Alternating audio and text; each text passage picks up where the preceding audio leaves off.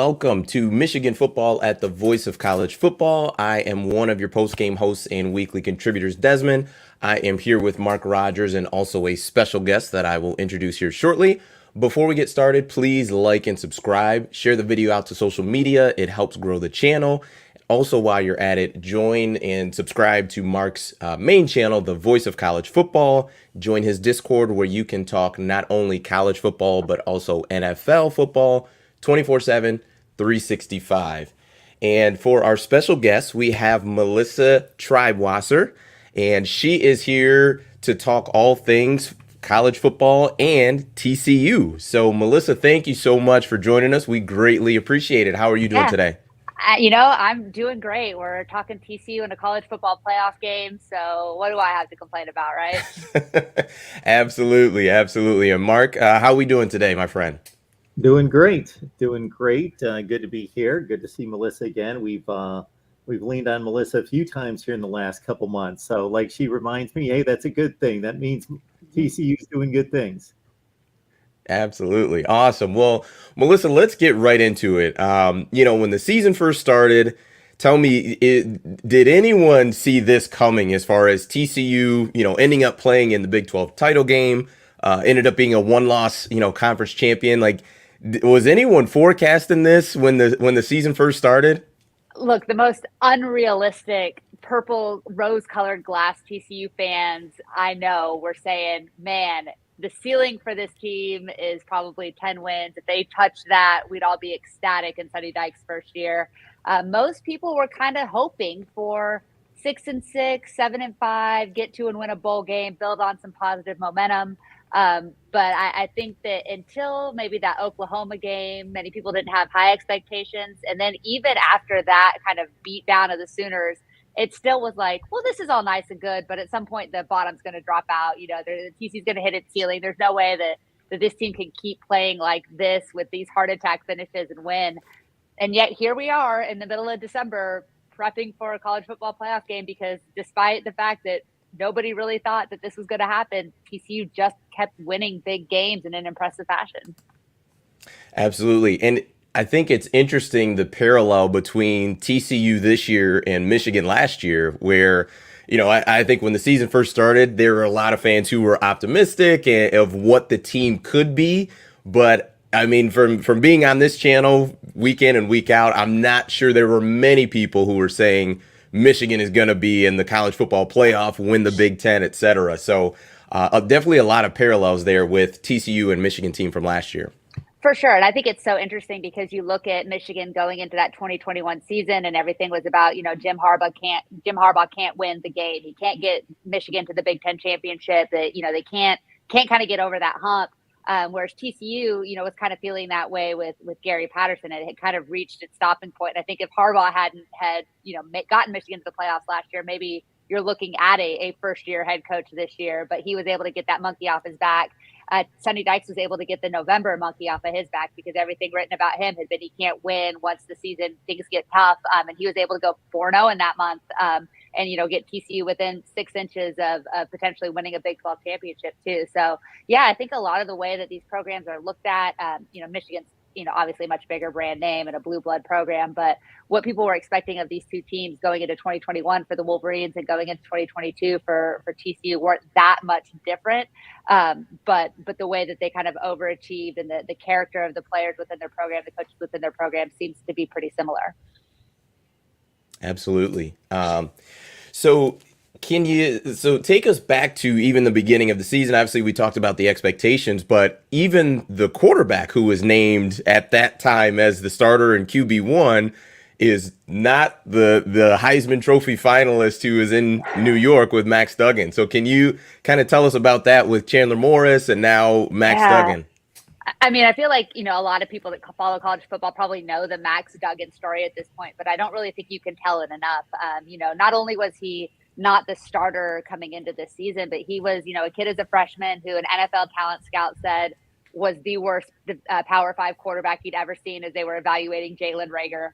That, his sophomore year, he almost lost the ability to play because of a 9-hour heart surgery that he had. Last year he played on a broken foot through most of the season, after coming back from that surgery. I mean, there were so many things that said that Max Duggan should not be a starting quarterback at TCU, and then he wasn't a starting quarterback at TCU. But for a freak injury to Chandler Morris, maybe he never sees the field this game except in mop-up duty. And so there's not a person who watches TCU football in this world that doesn't love Max Duggan and hasn't loved him. There were a lot of people that doubted that he could be the type of quarterback to take TCU to the Big 12 championship, to the college football playoffs, to a meaningful football game, in December and January. And so I think universally among the TCU fan base, among the TCU community, nobody is happier that it's Max that's getting to do this, that it was Max Duggan in New York City, that it's Max Duggan as Big 12 Offensive Player of the Year, as an All-American, as all of these things, because everything that he stands for and that he represents is so perfectly TCU, and that kid legitimately bleeds purple. And so I give a ton of credit to him, for sticking with it, and the transfer portal and the NIL era. He could have gone a lot of places and played right away, and I don't think anybody would have begrudged him for doing so. But to see him have success at this level and to do it at TCU because he wanted to stay at TCU, I think is one of the great bows on the story of this college football season.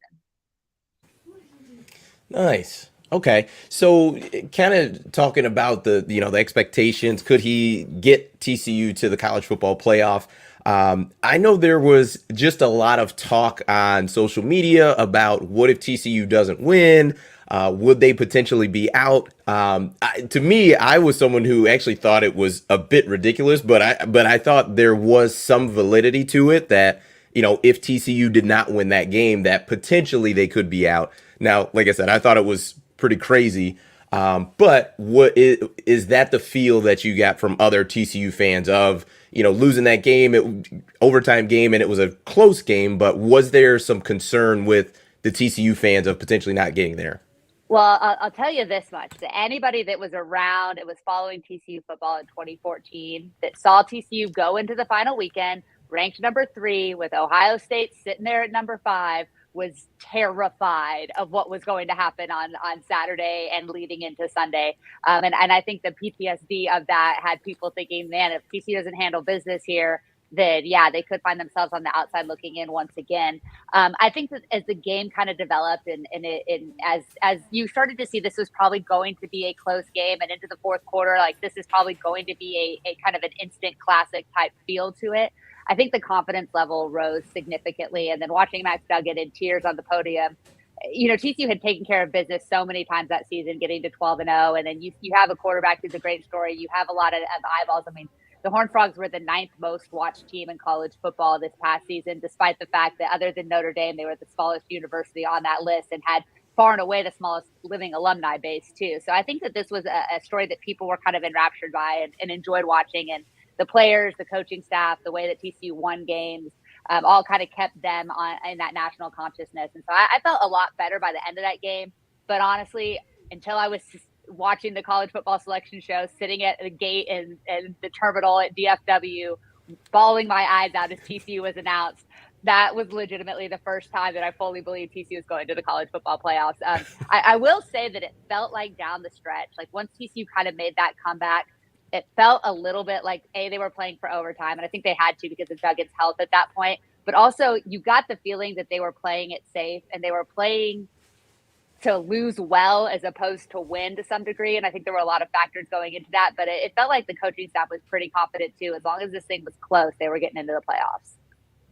The USC loss on Friday night obviously didn't hurt. No, that helped. Thank you. Fight on. Yeah, ease the anxiety a little bit.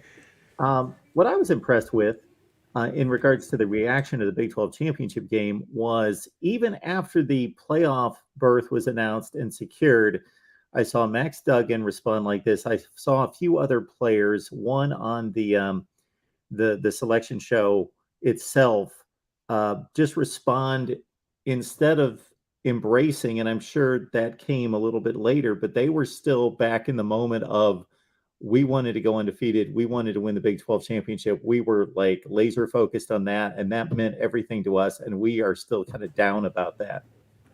Oh yeah, this is it's interesting because I was talking to Aaron McMahon, who covers Michigan Wolverines for M Live, and he talked about how last year, Michigan's first time in the college football playoff, there was a sense of just kind of happy to be there, and they were so excited to get to that point. They'd won the Big Ten championship, they'd beaten Ohio State, and so like getting to the playoffs, like they already felt like they had accomplished their biggest goals. And so it's possible, if you really want to read into this, that TCU losing the Big 12 championship kind of kept that chip on their shoulder a little bit. And I don't think that this program would have not prepared properly or prepared well. And I don't think Michigan didn't prepare well last year either. I think that but it does help for this team who has been doubted all season long, who's been told they're not good enough, who, when they were 12-0, had ESPN talking heads saying that even at 12-0 and a Power 5 champion, they wouldn't belong in the college football playoffs.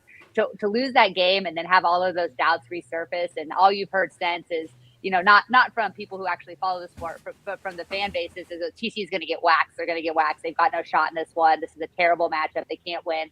I think that doubt really does fuel players, and a player like Max Duggan, who has been a chip on his shoulder kid his entire career, I think that will keep this program locked in. They're winning a lot of national accolades. They're getting a lot of awards. There's been a lot of individual accomplishments for these guys. And so it's really easy to get fat and happy on the banquet circuit, right? Like we see this every year. So I think that little fuel, that motivation, that unsatisfaction will give them just a little bit of an extra edge as they game prep and prepare for Michigan. And will that make a difference on the field? Who's to say? But it certainly doesn't hurt if you're a TCU fan. Do you buy into the stereotype that Michigan can push them around? So I do believe this. I think that Michigan is a much stronger, more physical team in the trenches on both sides of the ball. I think that's inarguable. If you follow the game, if you watch Michigan play, they're bigger. I don't know if they're stronger, but pound for pound, it might be even, but they're just bigger dudes. They're still going to be stronger in that regard. And the way that they play football, the way that Jim Harbaugh wants to play football, is he's going to own those trenches. TCU, remember, returned 82% of their production on both sides of the ball. These are all guys that have been around and been part of unsuccessful teams too, that have struggled with rushing the passer, that have struggled with stopping the run. And so I think that Sonny Dykes and his staff have done an incredible job improving this unit, but these are the same guys. So yeah, I think Michigan has a significant advantage. And so what I'm going to be really interested to see is when TCU is on offense, how do Garrett Riley and Sonny Dykes scheme up a way to get the ball out of Max Duggan's hands quickly, to use the speed advantage that they have on the outside. And I do think, Quentin Johnston is kind of a cheat code, and the Michigan secondary has been really, really good, but I think you can make some plays there. I think that the linebacking depth in Michigan is a little bit suspect. And so potentially, if you can get guys in the middle of the field, if you could use Darius Davis, if you could use Jared Wiley, there's an opportunity to eat up some yardage at least. So I think that TCU can move the ball between the 20s, despite the fact that Max Duggan's going to be under incredible pressure all game long. Where you're going to see that real test is going to be inside the red zone, where I think that trench warfare really does make the biggest difference. And so I think if they can score on some long touchdowns, we've seen them with these big explosive plays, that's going to be their best opportunity to avoid that disadvantage. But if they're going to have to score in tight spaces, that's going to be a problem for them on offense. Defensively, this reminds me so much of the Rose Bowl. You come in with a Wisconsin team then that could have pounded it down TCU's throat. And they tried to get a little bit cute, and they didn't utilize that advantage. And they ended up losing the game, I think, because they relied on the passing game too much. And so I think Jim Harbaugh probably won't do that, because I don't think his team is built to do that. But yeah, it's going to be a real challenge for TCU to stop the run. The one thing that I've seen that defensive line, that linebacking unit do, I mean, they played, Bijan Robinson, and when they schemed to stop the run and they made it a passing game, they did an exceptional job. I don't know if they can do that against Michigan, because Michigan's offensive line is much better than Texas's is, but I think that we'll see them really try to take that away and try to put the game in J.J. McCarthy's hands as much as possible to kind of mitigate that disadvantage as well that they face. Okay, perfect. We will bring on my partner, Dre. But Melissa, so another question. Obviously, we saw Max Duggan was, limping towards the end of that game. Are there going to be any questions or anything with his health come New Year's Eve? I think TCU has not had a bye week since week 3. And so this team played 9 straight regular season Big 12 games, and then they played a Big 12 championship in the 10th straight week against a very, very physical Kansas State team. Max Duggan has been banged up. Johnny Hodges didn't play in the Big 12 championship. D. Winters was coming off the injury. Quentin Johnston hasn't been healthy really since, I think, the first Kansas State game. And so this time away is going to be an absolute miraculous thing for this program that hasn't had a chance to catch its breath or really game prep in any way, shape, or form. And so I think they really were limping to the finish line against Kansas State, and give Kansas State a ton of credit. That's not why TCU lost. Kansas State outplayed them. They outcoached them. I thought they had a brilliant game plan, and it's a very, very good football team that I'll put on record, I think is going to take it to Alabama in the bowl game, by the way. But I think that having this break, getting everybody fully healthy is going to be it's going to give TCU just an opportunity to be in this game. And I think Max Duggan's health is going to be a big part of that too. Now that he's got an award season a little bit behind him, he's already back in the gym. He was working out in the hotel room the day of the Heisman ceremony. I don't think you'll see this team kind of sitting back and waiting for things to come to them. And as they get healthy, they can practice a little bit harder. Sonny Dykes has had to shorten practices. He's had to push them back. I mean, he's had to do so many things to keep this team on its feet. And so getting a couple of days off and a chance to catch their breath, I think will be a huge difference. A fresh TCU team is very, very fast and very, very physical. And so I think you'll get to see, hopefully, both of these teams with, obviously Blake Horn won't be there, but both these teams putting their best foot forward in most of the positions on the field. On a side note, we could do a live stream with Des and with Melissa sizing up the Sugar Bowl matchup. I hate that Kansas State team because I've had to see them play twice. They're really, really good. That's going to be a fun game. That might be one of the sneaky good games in the bowl season for sure.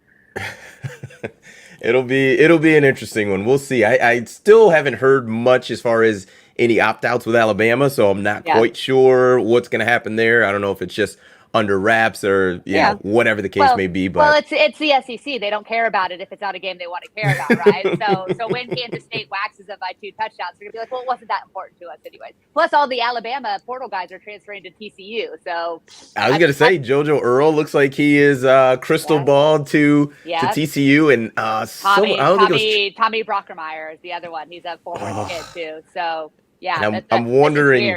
I'm wondering if that's a package deal with his brother coming too. I'm praying that it's not, because he's not in the portal yet. So that's going to be a really interesting thing. But the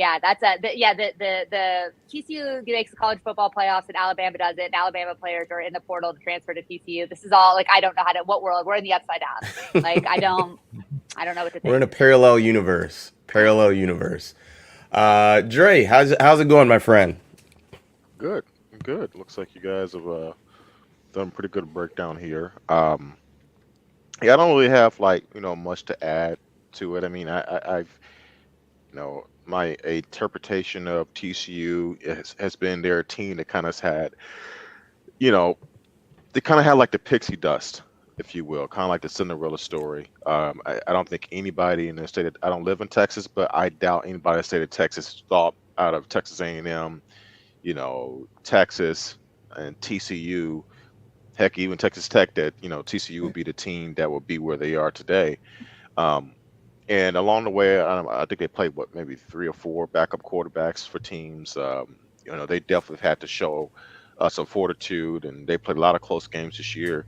And to their tips your hat to them, they've come out on the winning end of most of those games, pretty much all except for one actually. But you just for me, it's like, well, are they really ready for this level of play? Are they ready for this level of physicality?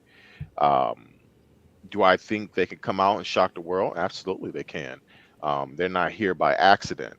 But at the end of the day, they also have a Heisman, finalist, and a guy who's had a great story throughout his career. I think he lost his job at one point in TCU, and Max Duggan. He's had to persevere to get to this point, and I think all that matters. All that matters when you get, find yourself, against adversity and maybe against a slightly better team. But I'm just not sure if TCU is built for 60 minutes to go against a team like Michigan. From a style standpoint, I'm not saying that Michigan is talent to talent way better than TCU, but stylistically, can TCU match up with this type of team? Because what Michigan can do very well and you've seen this against teams like Ohio State. It also has firepower. It also has, high caliber playmakers on the outside. Like Quentin Johnson at Ohio State has Marvin Harrison Jr. It's that, can TCU deal with a team that keeps their offense off the field? Can they deal with a team that likes to control the TOP? Because a lot of times, Melissa, what I will say, especially if you watch Michigan throughout the year, they don't always start off very well. They're not the type of team that typically, hits the ground running and puts you down 21 zip by the end of the first quarter. That's pretty rare. A lot of times they kind of feel themselves out, and especially defensively, Jesse Minter is incredible with his second half adjustments.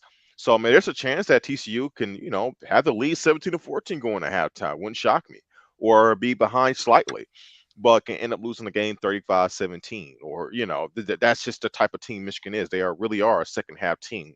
I don't like that trend, but that's just been who they are. So I don't know. I mean, I think there is a path for TCU to win this football game, but I know I just kind of went on a rant here, but what I would like to ask you is, internally, is there a strong belief, from the TCU faithful that they really can get this done, or expect to get it done, rather? I wouldn't say there's an expectation. I mean, I think we know we're playing the number 2 team in the country, that Michigan is very, very good. But I'll also say this, as someone who's been around TCU since 1997, I can't tell you how many times people from other conferences have come in and said, TCU can't hang with this style of play. You can ask Wisconsin how that went for them. You can ask Ole Miss how that went for them. Sure. Yeah, I mean, I think that, I think Michigan is really, really good. I think Michigan's favored for a reason. I think the spread is what it is for a reason. I think that those are all valid. This is a very, very good Michigan team. But I'll tell you this much. I think that you can say people have a lot of misconceptions about what the Big 12 is today. And I think they think the Big 12 is all just kind of, fast offenses that can't stop anybody and they're just going to get run over. But when you look at the way that Texas has been built for the last couple of years, when you look at the defensive players there's 5 or 6 defensive linemen. They're going to go in the top 2 rounds of the NFL draft coming out of that conference over this past year. Tyree Wilson's going to be a top 10 pick at Texas Tech.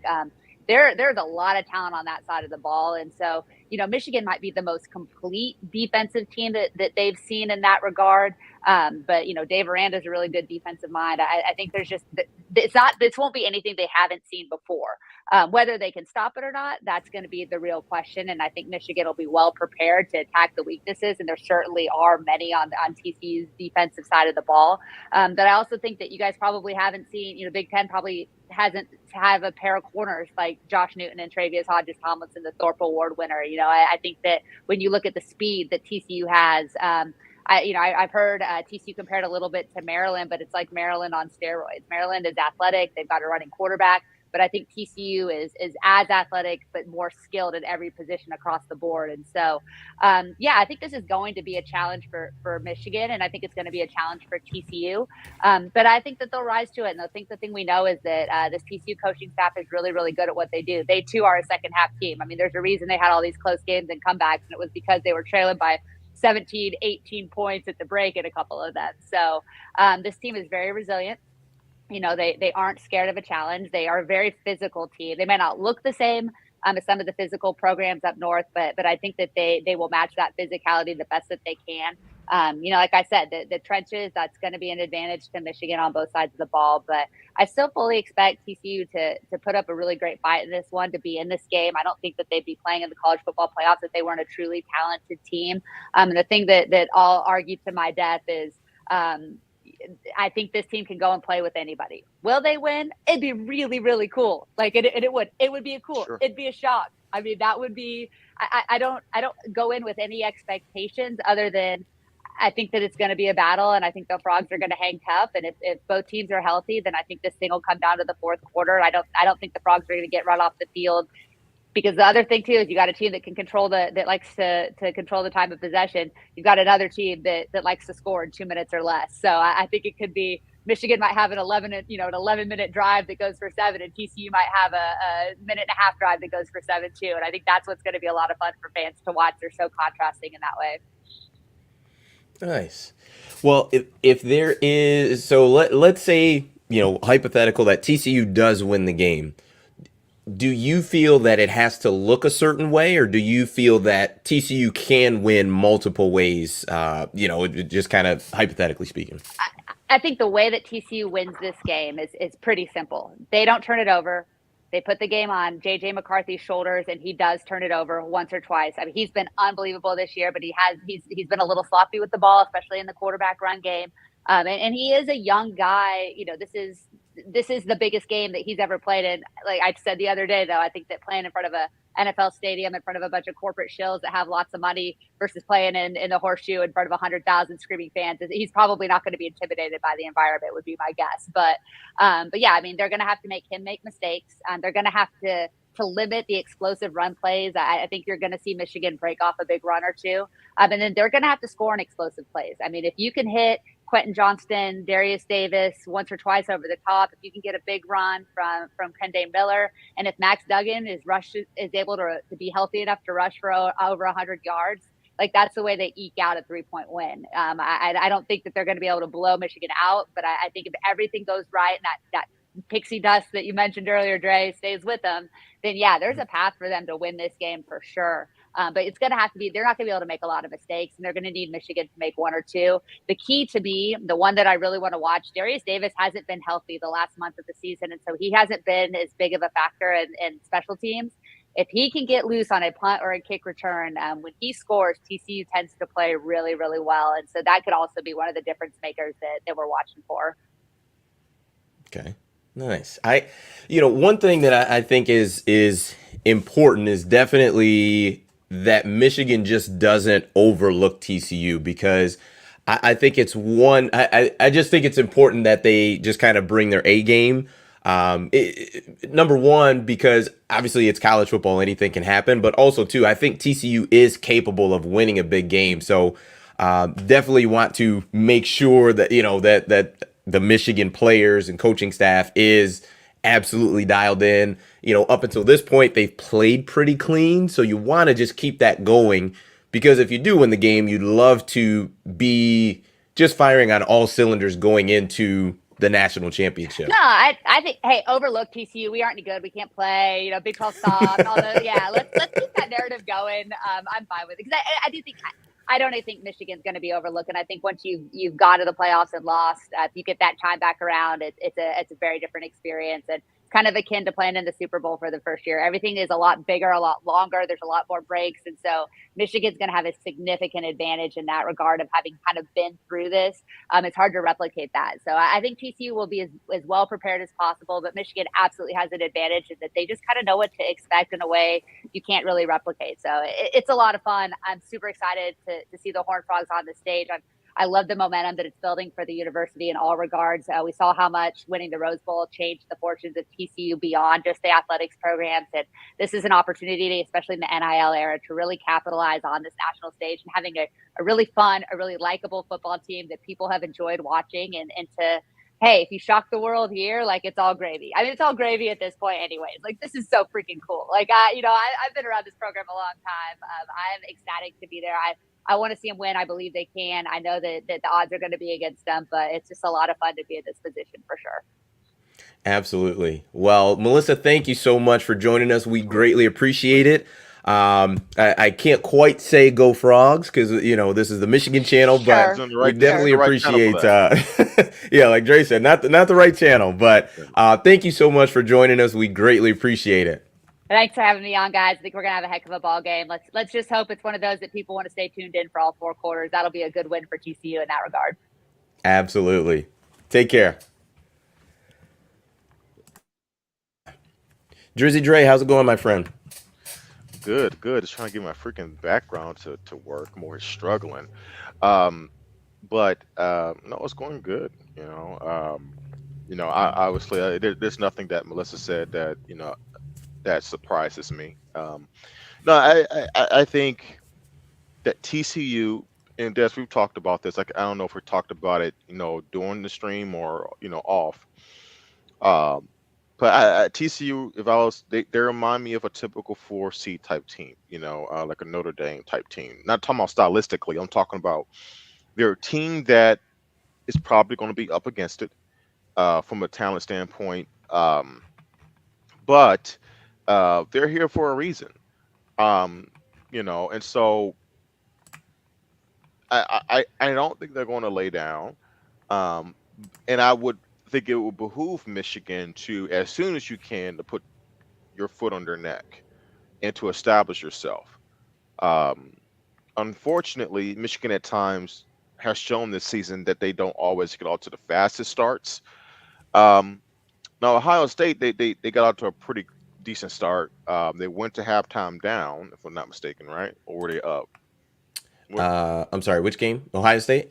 Yeah, they were down a field goal, weren't they? Yeah, they were down 17-14, I believe, Yep. going to, um, but for the most part, so that gives me pause, like in terms of like how the first half can go.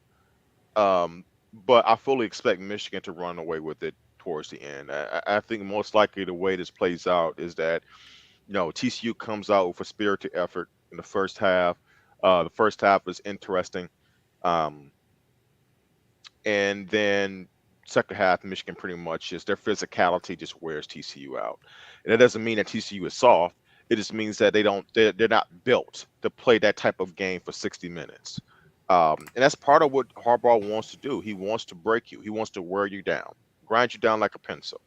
And then that's when you start to see, the gas and run plays that guys like Blake Coleman, Donovan Edwards have had this season. That's when they break you, and that's the way I can see this game going in totality. So, Well, I think that. Yeah. Go ahead.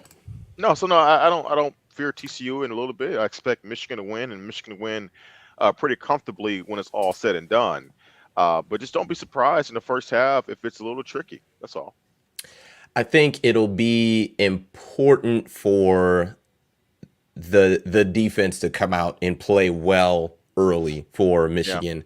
They have, right? So I'm not saying that they haven't done it. They have done a terrific job, but I think, like you mentioned, typically what we've seen from Michigan is offensively they do start slow in that first quarter, first half, and if you give up 10 points, 14 points, 2 touchdowns early in that game, I think that potentially would put Michigan in a position they don't want to be in. I'm not saying they can't overcome a 10-point or 14-point deficit, but does it change the play calling to where you do go more towards the pass, where Michigan would like to stay in that spot where they're balanced? They would like to be where I get to call whatever I want. I can call the scenario is I can run or pass, and I've got the ability to do both.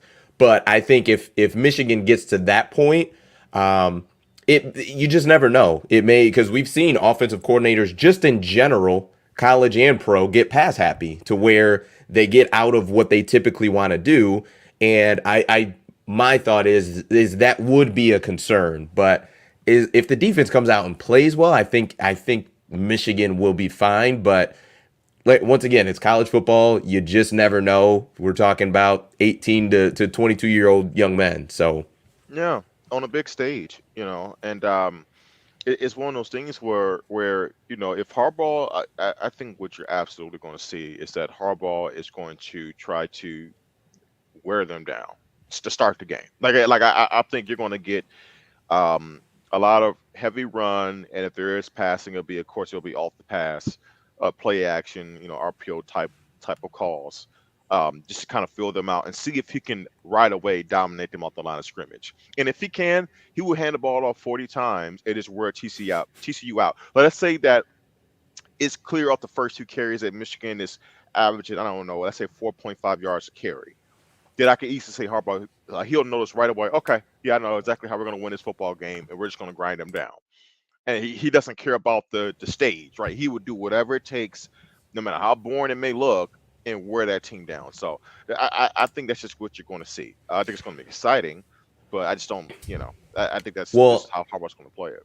And I think Melissa made a really good point, because she mentioned the TCU versus Texas game, and I think we can all agree that Bijan Robinson is a terrific running back. Oh, it's really good. One of the best in the country. Yeah. He had 12 carries for 29 yards against TCU. So that's legitimate. Excuse me. So you know what I mean? That's real. And not saying that they're going to do the exact same thing to Edwards, but and I understand that. But the difference is that this is where the physicality and the dominance of the Michigan offensive line is a difference maker. You know, the Texas offensive line is not on the same level. I mean, Michigan probably has the best offensive line in the country, Correct. I would agree collectively. with that. So, you know, sure, as a defense, it's a lot easier to shut down or slow down a really good running back when the offensive line is not nowhere as near as good as that running back is. Hmm. Compared to a Michigan, it's twofold. You know, it's not just like, okay, we just can beat our guys and all we got to do is group tackle this running back. No, you have to somehow get free and find lanes to our running backs and then tackle them. So that's where I think is the huge difference there. It's not so much that can they stop Donovan Networks or can they, you know, Blake's not playing, um, but can they deal for offensive line? An offensive line that looks to be healthy, an offensive line that has the right mentality. They're maulers, they're cohesive, they have the chemistry, they just have everything you need to have for a dominant offensive line. And I'm just not sure that I'll go as far as say this. I'm not sure if any other team besides Georgia can deal with that. Like, you know, really, this is the truth. Well, I think you have I think you make a very good case. The flip side of that is essentially if you the key is going to be first down. If you as a Right. defense can win on first down, and keep in mind, Dre, we were in the big house against Illinois with everybody within earshot annoyed because on 1st and 10 they ran the ball up the middle every single time, right? So if if that's the tendency, right? If I'm TCU, I'm trying to sell out on first down, and maybe I do give up, one big play or whatever the case may be as far as a play action or something like that. But keep that in mind, that because we know the tendency of Jim Harbaugh, it is running the ball. Like he's got his blueprint all over this offense. So that I'm just painting a scenario of what could happen. I will be a lot more It's worried. possible. I will be a lot more worried if it wasn't for the Ohio State game and what I saw, and able to see JJ do what he did, and more importantly, from a play calling standpoint, what they were able to do. What that showed to me was, especially after a week like Illinois, we were there live and in person, Des, is that if a defense does sell out on the run game, can we hit the passing plays that we need to keep that defense honest? And not only did we hit them, we gashed them. We took them for touchdowns. And that gives me confidence as a fan that they can keep a defense honest. And more importantly, I think it serves as a reminder or note for the opposing defense, for the TCU staff, that, hey, we can't do what Ohio State did. We can't just sell out totally, because we see now that JJ and the receivers on the outside, no matter if it's Cornelius Johnson, if it's Roman Wilson, whoever it is, that Colton Loveland, Shoemaker, that they can beat us with the pass, and we have to respect that. And that's all it takes, right? And then what you can see is that, okay, you don't sell out on the run, and then you see what happened to Ohio State later in the game is that, well, they can't match up front seven with Michigan's offensive line, and then you start gashing them with the running plays. So that's why a game like Ohio State was so critical, because it shows you that they can be actually balanced when they need to be. And I would think of a whole central month of practice that that Moore and Wise have built in a game plan that allows for those change up type of calls. That if they do see TCU low in the box, okay, this is what we're going to do, and they're able to execute on that. And that gives me a lot of confidence. That I just don't think TCU will have enough to deal with that. And what gives me confidence on the defensive side of the ball is that I know for sure, I watched that Big 12 championship game. Our defense is more athletic than the Kansas State defense, especially the defensive line. And I don't anticipate, not saying it can happen, but I do not anticipate that Max Duggan would be able to run on us the way that he ran on that Kansas State defense. I just don't see that happening. Now, can Quentin Johnson make some play? Sure he can. But if I'm Jesse Mentor, I highly advise that you don't let the big fella get down there one-on-one with our corners. Now, Will Johnson, been outstanding lately. Maybe you start with Will there, or maybe you let DJ Turner get that assignment. But best case scenario, you don't let Quentin, similar to Marvin Harrison Jr., do not let Quentin Johnson beat you. Don't let him beat you, right? And just kind of go from there. Now, if they hit you with some stuff you're not expecting, like Ohio State throwing out that kid from Auburn, hey, you need to adjust from there. But that's like the main thing, keep Max Duggan from, gash you with plays with his legs and don't let Quentin Johnson beat you. Your defense should be in good shape. And also, one thing you've seen about this Michigan defense is that once they know that you're in a clear passing situation, that this defense has done a really good job getting after you and causing havoc in the backfield. So I just don't see where you can realistically. It's different to see the game day, but for 6 minutes to put together a game plan that works, that would allow them to get this upset. Anything can happen. And sure enough, injuries can change a bit. You don't know once you get into a game, well, somebody gets hurt, right? What if Donovan Edwards gets hurt, God forbid, or JJ, right? That changes everything. But as of now, I highly believe that Michigan has more than enough to get it done. Yeah, absolutely. I think my concern is not do they have enough to get it done. I know they do. I think they're the better team.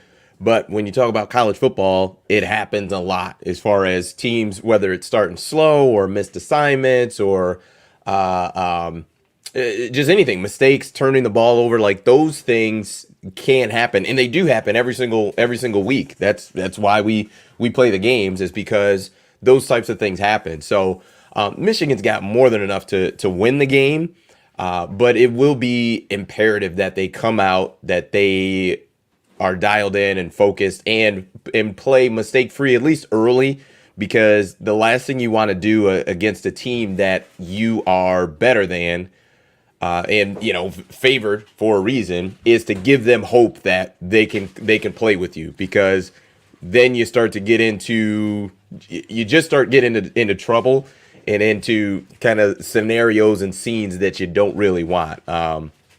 So we'll see what happens. I'm not overly concerned, just talking about what could cause Michigan some problems. And I think the last thing is the Quentin Johnson. I think he is a terrific wide receiver. And it's so funny because I talked to just friends and things like that about the Michigan-Ohio State game. And for as great of a wide receiver as I think Harrison Jr. is, I thought Ryan Day did an awful job of targeting him. And I don't think that Sonny Dykes is going to force feed Quentin Johnson and throw the ball to him a ton. I think he'll definitely try to take some shots deep, and he's a really good deep ball receiver. But it'll be interesting to see what that looks like as far as, challenging the Michigan corners down the field. I think DJ Turner's terrific. Obviously, we've seen what Will Johnson has done the last month or so of the season. Man, watching him in that Big Ten championship game was unreal. That interception he had, and I think we talked about it after the post-game stream, the interception that he had on that slant route, his second pick was, I mean, there are NFL corners who can't make that interception. Like, seriously, that was a terrific play. So corner-wise, Michigan is set. I mean, they've got Will Johnson, they've got DJ Turner, they got Sanders still in the slot at that nickel spot corner, and he's been arguably the best corner or nickel corner that we've had in the country. So I think Michigan has everything that they need, but the important thing is playing to your potential, coming out, giving your A game, and just doing what you can do. So I think that's the part that's important, is just making sure you come out, execute, right? You're focused, you're dialed in and ready to roll. So I think that's the part that's important.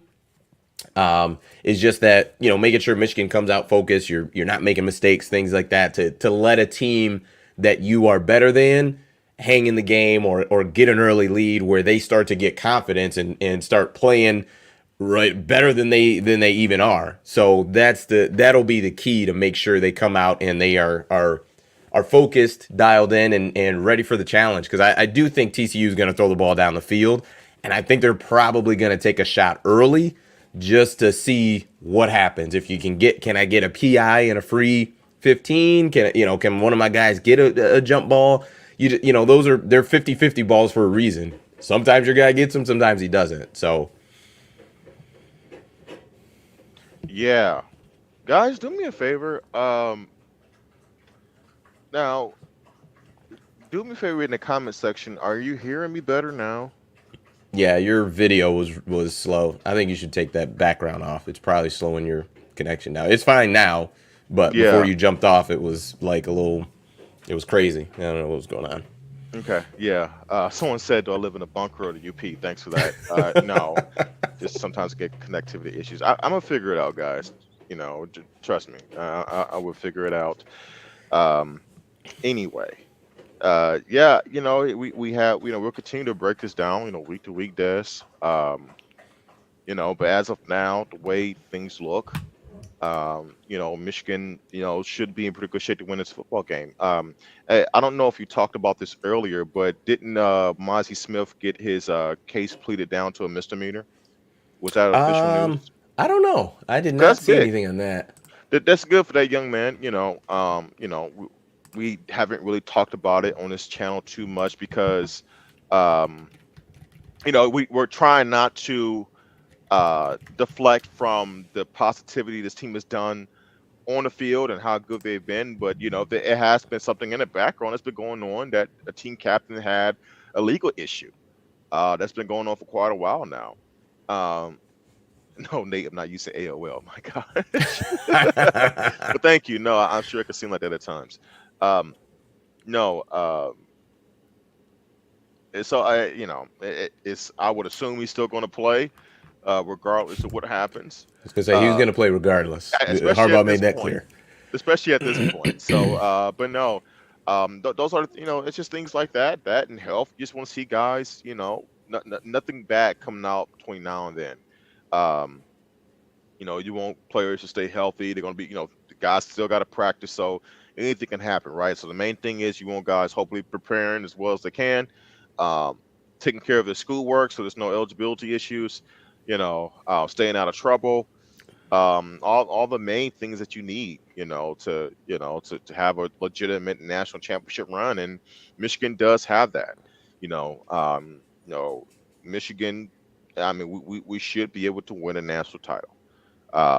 Will it be difficult? Of course it would be. Are we the out and out, best team in the country? I can't say that for sure. But we're definitely in the top two. And I feel really good about our chances, not just to win against TCU, but to get this whole thing done. And man, it's one of those things where it's an exciting time. It's a time that you've experienced many, many times before, my friend over there. And Well, and to be clear, when the season first started, your boy was over here talking about that. You did. And you said you basically said that where you are today is your ceiling. That's what you said about Michigan. I want that to be clear. I want that on the record. I really did. And look, I'm not going to continue to. I probably will. I mean, look, the way I go about things, Des, I go about things I've seen, and I try not to go by hope. And up to that point, I was just like, based on what I saw, I was able to see Michigan was able to do, and also how great the better teams in the country were, like the teams like the Georgias and Alabamas on most years. I'm like, man, I don't know if we can ever get to that level. Like, can we ever match those type of teams for 60 minutes, right? From a talent standpoint, right? Do we have guys like a Jalen Carter or Will Anderson year in and year out? Now, of course, Aiden was fantastic, and he's having a really good start to his career in the NFL. But Aiden's a one-off. It's rare that we get a kid that turns out to be an Aiden Hudson type talent, where he's a top 5 draftee in the NFL, right? We get really good players, but I'm talking about great players. Trying to think, what was the last one? Jake Long? Am I off on that? Side of the ball, probably. Well, I'm talking just period. Where was Lamar Woodley drafted? I'm talking about defensively. He was a first rounder, if I'm not mistaken, but I don't think he was like that high. Well, yeah, he couldn't have been. He was taken by the Steelers, so he had to be like late first round. He was actually a second rounder. Lamar, really? Wow. If this That's is shocking. correct. Yeah, second round of the 07 draft. Yeah, someone put Devin Bush. Devin Bush was probably what, 15th, 10th? You know what? That's a good one. I think Devin Bush is 10th. That's a good one. I think he may be the highest defensive draft pick we've had in quite a while. Well, outside of Aiden. Outside of Aiden, yes, thank you. Yeah. So, my point is that the Georgias and Alabamas, they seem to put those type of guys in every year. You know what I'm saying? So it's still like, it's rare where we get that kind of talent at one point in time, the high end talent, right? So guys, don't misunderstand what I'm saying. We get really good players. I'm talking about game breakers, guys who change the game, right? So anyway, the point is that they are here, Des. You were right. And it looks like I will be gladly wrong as the rest of this year kind of plays out. So I don't know. We'll see. Yeah, it'll be interesting. I think Michigan definitely has a shot. I think, and call me crazy, but Michigan will need to play an A+ game to beat Georgia. I don't think mistakes, blown coverages, things like that. But and not that Michigan has done a lot of it, but I'm just saying, like, mistakes are not going to cut it, because essentially I don't think Georgia's going to make a lot of mistakes. I think they're really good defensively. I think Jalen Carter is a monster in the middle. You got Brock Bowers, McCloskey, I think his name is. Like, they've got guys who are playing well and have been at that program before. So I think that Michigan will need to play an A+ game to win a national championship, but they're fully capable of that. So we'll see what happens, and who knows? Maybe you won't even need to beat Georgia to win a national championship. Maybe it'll have to be Buckeyes, huh? a rematch with Ohio State. That would be crazy. It would if that did happen. It would. I mean, a rivalry, like not a rivalry game. I'm sorry, the rivalry game. Like, that would be crazy. It'd be the first time in the rivalry's history. No bigger stakes ever. A chance of redemption for Ohio State, and a chance to maybe end Ohio State for Michigan. An incredible opportunity. And granted, you're talking about like a ace in the hole you can always play in terms of trash talk. Beating the other team in the national title game, it's unlike anything else. So maybe when LSU and Bama meet in the national title game. Yep, that was Honey Badgers last year. Yeah, so maybe that's the closest we've seen something like that. But even that, it would be more so Alabama Auburn playing in the national. You know what I mean? But I get you. Like, yeah. So it'll be incredible. Mark, there's just to address this comment. Brock Bowers is not eligible for the NFL, so I don't understand why he would opt out. No, he's not. It's a shame he's not. It's a shame that guys like Bowers and Caleb Williams, guys who will be clear like high first round draft picks, are not able to sign some kind of waiver, and I think that should be the next thing. I really do. Okay, I'm not paying attention to that. Well, here's what I'll say. So number one, very good play. I think Colton Love can play in the NFL. I see it. Trust me. I understand. We need more. We need to see more of Loveland. That's all I will say. As it stands today, no, because Bowers has not only the athleticism but also the production. Yeah, Loveland, we just need to see more. Maybe he will be that, but it's just early. It's early to go there. It's a lot of projection in that statement. Correct. Right. So just be very careful. It's just like when people did the whole, what was it, JJ equals, who did that? JJ equals CJ Stroud and Bryce Young. Remember that? Yeah. Yeah. So it was just like, just hold on, guys. Just because a guy is very talented and shows glimpses, just be very careful before you start saying they equate to the other person. No, but I really do. I mean, don't get me started on that. I can go on a whole rant about. I think some of these guys who are sophomores, who have the tape, who have the clear projections to be high first round picks, they should be allowed to sign a waiver. enter NFL draft earlier. Think about a guy like Will Anderson. Will Anderson last year maybe would have been drafted ahead of Aiden as the #1 overall pick last year. Maybe. Yeah, maybe. Think about that. No, seriously. If you're Will Anderson, you're like, I could have been, and everybody around you like, dude, you could have been the first overall pick, and you gotta go back to college. You're like, I could have been the #1 overall pick. Think about that. It's unfair. Well, I think the plus the benefit that guys now have is NIL. Like, guys have the ability to make whatever, 100, super high level guys, $100,000 or even $50,000-$60,000. When you're a college kid and you essentially don't really have bills, like, that's a lot of money when it's all essentially going in your pocket. That changes things a lot. So granted, it's not the millions and millions of dollars that Aiden Hutchinson. But what are the chances? But it's deeper than that, Des, because like, what are the chances that you're able to sustain? It's hard to sustain draft stock. True. Right? Very true. Especially when you're at the top. Let me rephrase that. When you're already slotted to be a high draft pick, right, in the first round.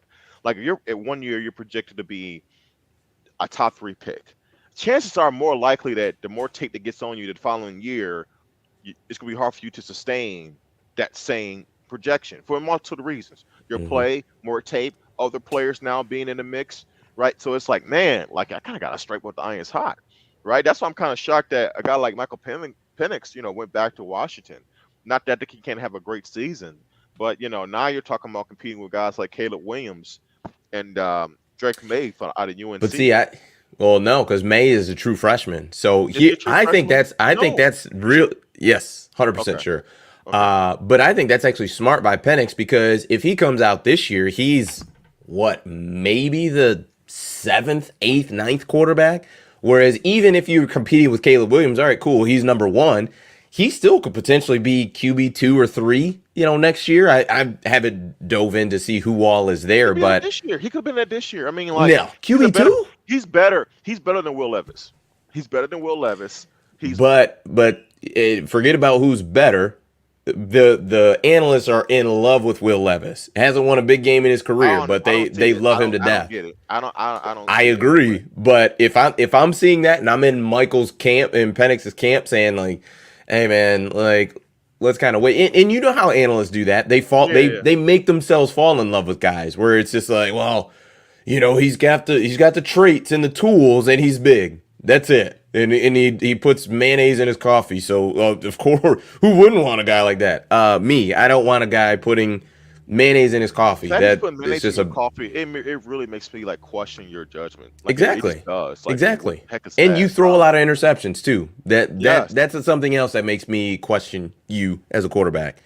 Zach Wilson, Go Blue 81 has a good one. That is perfect. That is someone that. What happens is that you get into these classes where, when I say classes, I'm speaking in terms of quarterback classes, right?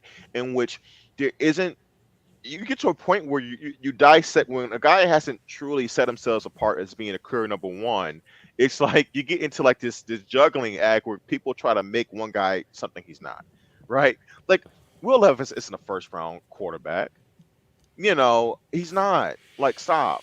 You got guys like he's just a bad decision maker. But like I said, you go back to Zach Wilson. It was like, hold on. This guy who played at BYU turned the ball over a bunch, was hurt a lot, and it wasn't like he dominated out at BYU. He played pretty good. But same thing, I look at Jordan Love, which he looks to be getting there now, but he's at the end of his rookie deal. I think he's in year 3. So when he first, he threw a ton of interceptions his last year at Utah State. But once again, analysts fall in love with it. Well, he lost so much talent and blah, blah, blah. Okay, what does talent have to do with you throwing the ball to the other team? Well, Nothing. It doesn't help when like you go to an organization like the Packers where they totally cater to Aaron Rodgers, and Aaron Rodgers, let's be honest, probably isn't the most helpful veteran quarterback to learn from. True. So, what we always say that situation matters a lot for these guys. Mm-hmm. Where you go. Yep. Yeah. And I'm not going to lie. I'll never forget I watched Jordan Love at Utah State when he played against MSU just the year before he came out. And I'm like, man, this guy's good. Who is he? He had good size, 6'4". He could throw the ball pretty well. Then he put more tape on film. Then you put more tape on film, baby, and you see what happens. So, Mhm. I don't know, man. But anyway, we'll But continue then to too, preview. Penix is gonna have to deal with compete with JJ. Next year's draft class. That's Ooh. that's something interesting too. Hey man, look, you know how I feel about JJ. I told you, dude. If he has any hopes of being a first round pick, he still got to clean up some things, and he's on his way. He's on his way. But I think that's a whole nother conversation. If he has, which I'm sure he does, aspirations of being the number one overall pick in whatever draft he goes out in, he has to improve, get more consistent. He just does, Yeah, and I think he can. he's young. He's young. I He's think got he can. he's No, got time. I'm not saying he can't. I'm Yeah, saying if that's where he's trying to get to, next year he has to take a step forward and get more consistent. Absolutely. I'm with you. All right. Well, I think that is it for us. We will be back here. So we'll be here for next Wednesday and the Wednesday after, and that Wednesday, the 28th, is game week. So it'll be it's coming soon. It's coming soon. So yeah, so that is it for us. Thank you everybody for tuning in. Please give us a thumbs up before you go. It definitely helps the channel. We greatly appreciate it. And that is it for us.